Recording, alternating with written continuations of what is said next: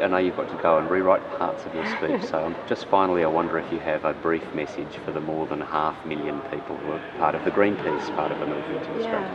Well, just that I'm so grateful for the work that you're all doing to protect this beautiful country and to cherish what so deserves to be cherished, to support frontline movements, particularly Indigenous movements, so that they can have the resources that they need to protect their territory.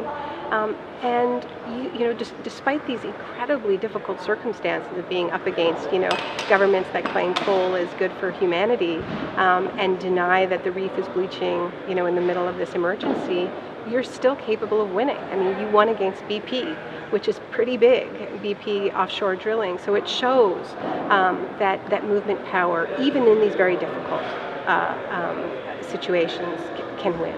I think the task for all of us in the climate movement in Australia and around the world is to do more to build a more diverse movement, to build a movement that looks like our countries. Australia is such a diverse country, ethnically, culturally, linguistically, but so many of its elite institutions don't represent that at all. While I was here, I found myself on your major talk show, being on a panel of 6 people talking about hate crimes and treatment of migrants, and the entire panel was white.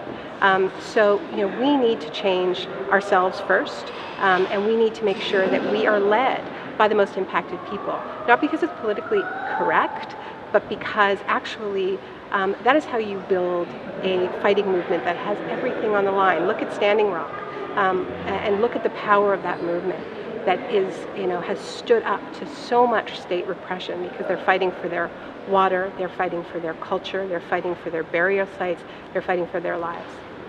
Look, I'm sure I don't speak for the IPA, but I think I speak for many Australians in saying thank you so much for coming. You're so welcome in this country, and Avi and Toma too, and I hope that you're back very, very soon. Thank you, David. It's been such a pleasure.